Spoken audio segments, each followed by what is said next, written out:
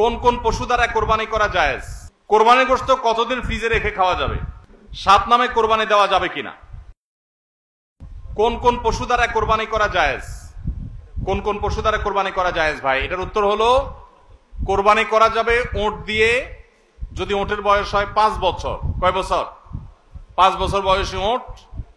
আর গরু দিয়ে কোরবানি করা যাবে, মহিষ দিয়েও করা যাবে যদি গরু মহিষের বয়স হয় 2 বছর। আর ছাগল দিয়ে, ভেড়া এবং দুম্বা দিয়ে কোরবানি করা যাবে যদি এগুলোর বয়স হয় 1 বছর।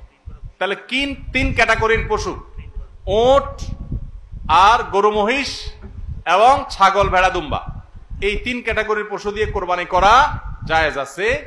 এবং এছাড়া অন্যান্য যেগুলো আছে, বন্য জন্তু অথবা অন্যান্য হালাল পশু, হাঁস মোরগ, এগুলা কোনোটা দিয়ে কোরবানি করা জায়েজ নাই। কোরবানি শুধুমাত্র ওইটা দিয়ে কোরবানি করা জায়েজ আছে, 3 ক্যাটাগরির পশু।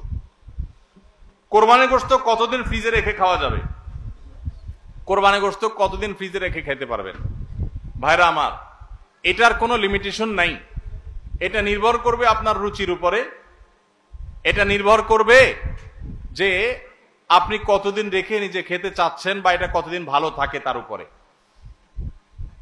অনেকে খুব বেশি দিন গোশত ফ্রিজে রেখে, মাছ ফ্রিজে রেখে খেতে পছন্দ করেন না। ভাইরা আমার, কোরবানির গোশত যেহেতু আল্লাহকে আমি দিয়ে দিয়েছি, এটা আসলে আমার কিনা গোশতের মতো না। অতএব এখানে আমি যেটুকু পাই ওইটুকুই আমার জন্য বেশি, এই মানসিকতা থাকলে তাহলে গোশতের মধ্যে লাভ লস আর হিসাব করার মানসিকতা আমাদের থাকবে না। কোরবানির পশুর গোশত বেশিরভাগই দান করে দিবেন। আপনি 3 ভাগের 1 ভাগ দান করলেন, 1 ভাগ আত্মীয় স্বজনকে খাওয়ালেন, আরেক ভাগ আপনি রেখে দিলেন।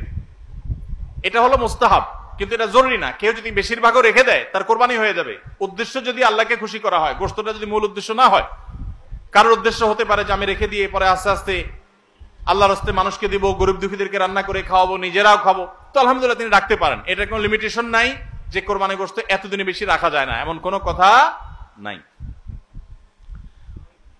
আসন্ন কোরবানি নিয়ে যদি কিছু নসিহা পেশ করতেন, আমরা বলে ফেলেছি সেটা।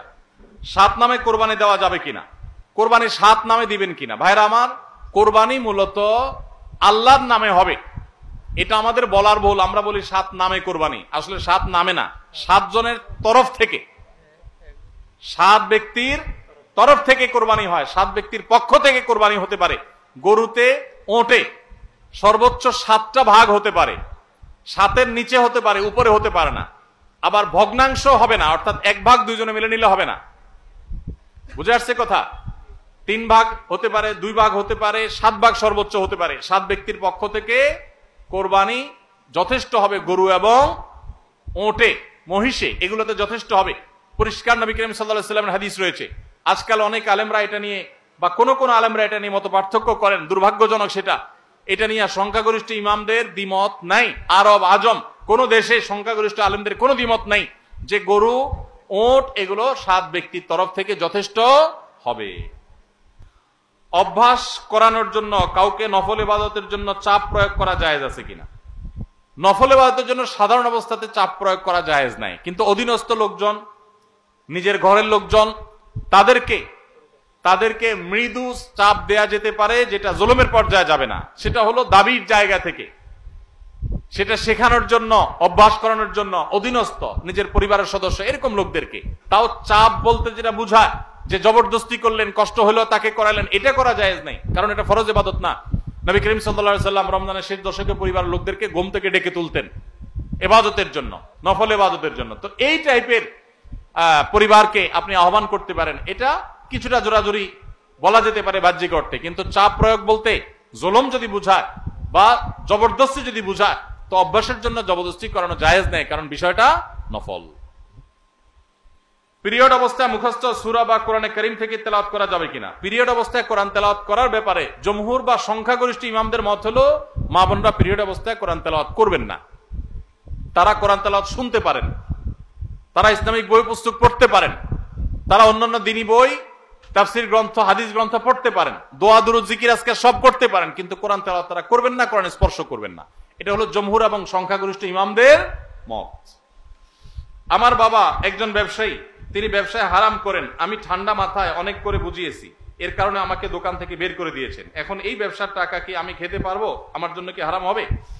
পুরো ব্যবসাটা যদি হারাম হয় এবং হারামের উপরে দাঁড়ায় থাকে, তাহলে আপনি নিজে যেহেতু দোকানদারি করতেছেন তার মানে নিজে কিছু করতে পারবেন, তাহলে আপনার জন্য জায়েজ নাই। আপনি প্রাপ্তবয়স্ক হলে আপনার বিকল্প উপার্জনের পথ আপনাকে খুঁজে বের করতে হবে।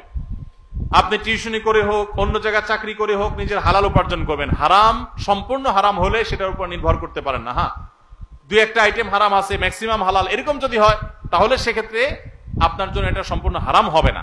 কিন্তু বাবাকে হারাম থেকে ফেরাতে পারছেন না, পরিপূর্ণ হারাম, তাহলে নিজে বিকল্প উপার্জনের পথ খুঁজে বের করবেন।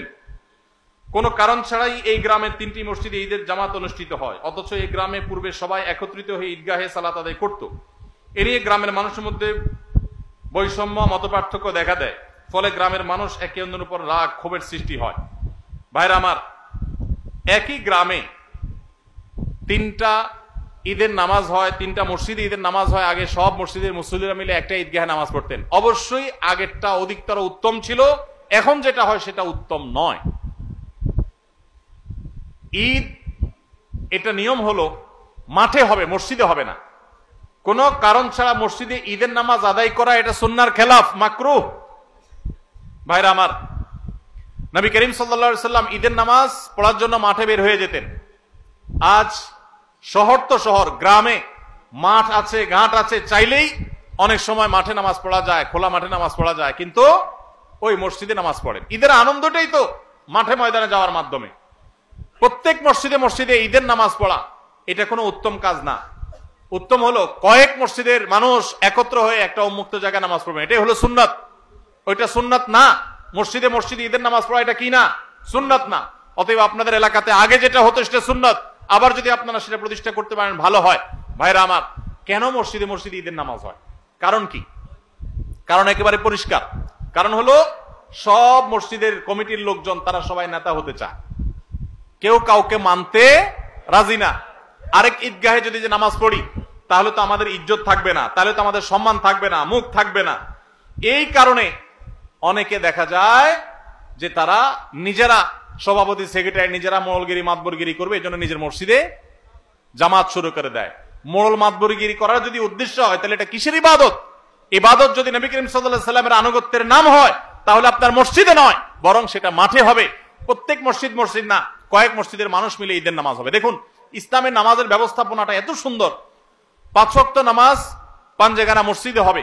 প্রত্যেক এলাকার ছোট ছোট ঘর বাড়ির, ছোট বড় ঘর বাড়ির লোকেরা তারা দিনে 5 বার একত্র হবে, কুশল বিনিময় হবে, একজন একজনের হাল পুরসি করবে। এটা একটা সৌন্দর্য। আবার জুমার নামাজ, জুমা মানেই হলো একত্র করে, যে অনেকগুলো পাঞ্জেগানা মসজিদের মুসল্লিদেরকে একত্র করবে জুমার নামাজ। আবার ঈদের নামাজ হলো অনেকগুলো জুমার নামাজের মুসল্লিকে একত্র করবে, আরো বড় পরিসরে হবে, সেটা হলো ঈদের নামাজ। আর আরাফাতের ময়দান হলো গোটা বিশ্বের মুসলমানদেরকে একত্র করবে, সেটা আরো বড় পরিসরে। এটাই হলো নামাজের সৌন্দর্য।